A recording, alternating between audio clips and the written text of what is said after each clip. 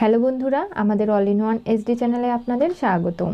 আমি দীপিকা চলে এসেছি আপনাদের জন্য সন্ধ্যা তারা সিরিয়ালের আপডেট নিয়ে। সন্ধ্যা যেহেতু ঘটক সাহেবকে হাতে নাতে ধরে ফেলেছে, তাই এখন বিচার প্রধান কোথায় যাচ্ছে না যাচ্ছে ঘটকই সন্ধ্যাকে জানায়।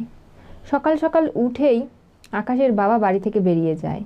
সন্ধ্যাও এক মুহূর্ত সময় নষ্ট না করে তাকে পিছু নিতে নিতে বেরিয়ে যায় আর দেখতে শুরু করে যে উনি কোথায় যাচ্ছে। আকাশ বলেছিল যে আমাদের ডিভোর্সের ডেট পড়েছে আজকে, আপনি আমার সঙ্গে যাবেন তো কোর্টে? একই জায়গায় তো যাব। সন্ধ্যা বলে, না আমার হবে না, আমার একটু ব্যস্ততা আছে, আপনি যান, আমি আমার কাজগুলো সেরে তারপরে যাব। আকাশ অনেকটা কষ্ট পায়। এদিকে সন্ধ্যা একটা অটো ট্যাক্সির সামনে গিয়ে এমনভাবে দাঁড়ায় লোকটি ভয় পেয়ে যায়। এরপরে সন্ধ্যাকে অটোতে বসিয়ে নিয়ে কোথায় যাচ্ছে না যাচ্ছে আকাশের বাবা সেটা দেখতে গিয়ে দেখতে পারে বাড়ির গাড়ি নেয়নি। দূরে 2-3টে গ্রাম পরে কোনো একটা বাড়ির সামনে গিয়ে সে থামে। আর এরপরে সন্ধ্যা তাকে ফলো করতে করতে সেই বাড়ির ভেতরে যায়।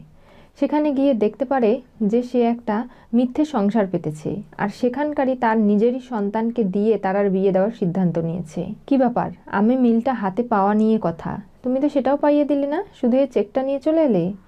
এতগুলো টাকার অঙ্ক কখনো আগে জীবনে দেখিনি, বিশ্বাস করো বাবা। আর সন্ধ্যা পর্দার আড়াল থেকে সমস্তটা দাঁড়িয়ে শুনছে। কিন্তু এখানে তো বিয়ের পরের ডেট দেওয়া, তার মানে তোমার ওই বউ বুড়ি সে কিন্তু তোমাকে ঠকিয়েছে। আগে কখনো টাকার অ্যামাউন্ট বসিয়ে দেয়নি চেকে, বিয়ে না করলে আমি টাকা পাবো না।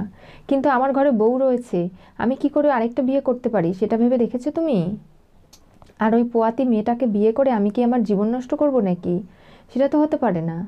আমি বুঝতে পারছি না মাঠান কি করে টের পেয়ে গেল এই সব কিছু। আমাকে যেভাবেই হোক না কেন কথা বলতে হবে। আমি কোনোভাবেই এই বিয়েটা ভেস্তে দিতে দেব না, কারণ আমি চাই এই বিয়েটা হোক। আমি আমার ছেলের ভবিষ্যৎ গড়ে দিতে চেয়েছি, এরপরে আমার বউয়ের ভবিষ্যৎ গড়ে দেব। আমি ওই মাঠানকে দেখে ছাড়ব। তখনই সন্ধ্যা ভেতরে চলে আসে, বলে মাঠানকে এত বড় একটা ধোকা দেওয়া, মাঠানকে ছেড়ে এখানে এসে আবার নতুন করে সংসার পাতা, ছি আপনার লজ্জা করে না? আপনি বিচার প্রধান, আপনি মানুষের বিচার করেন, অথচ আপনার বিচার কে করবে? আমি মাঠানকে গিয়ে সমস্ত সত্যিটা বলে দেব। আপনার এই ষড়যন্ত্র আমি কোনোভাবেই হতে দেব না। আমার বোন তারার জীবন নষ্ট করবেন আপনি? তখনই পেছন থেকে সেই ছেলেটি হঠাৎ করে তারার মাথায় কাচের বোতল দিয়ে আঘাত করে। এরপরে তারা সেখানে জ্ঞান হারায়। এরপরে তারাকে ওই অবস্থায় পলিথিন ব্যাগে ভরে পাশে একটা শ্মশান রয়েছে, যেখানে শুনশান কেউ যায় না, সেখানে ফেলে দিয়ে আসার সিদ্ধান্ত নিয়েছে। আর সেখানেই গাড়ি করে নিয়ে যাওয়া হয় তাকে। আকাশ কোর্টে চলে গেছে, কিন্তু সন্ধ্যার খবর নেই। উকিল রেগে যাচ্ছে যে আপনার বইয়েরই তো বেশি তাগদা ছিল, এখন নেই কেন? ওদিকে সন্ধ্যা বড় বিপদে পড়েছে। বুঝতে পারছে মাঠান যে কিছু তো একটা হয়েছে, তা না হলে সন্ধ্যা কথার খেলাপ করার মেয়ে নয়। ও কেন এলো না কোর্টে, যেখানে ওর বোনের জীবন নিয়ে ওর এত ভাবনা চিন্তা? আকাশ বলে, মা তুমি চিন্তা করো না, আমি তোমাকে কথা দিচ্ছি আমি যেখান থেকে পারি সন্ধ্যাকে খুঁজে আনবই। উনি যত বড় বিপদেই পড়ুক না কেন আমি ওনাকে বাঁচাবো। কি হতে চলেছে সন্ধ্যা তারা সিরিয়ালের পরবর্তী টুইস্টে? সন্ধ্যাকে মাথায় আঘাত করে দূরে ফেলে দিয়ে আসলো নীলের বাবা।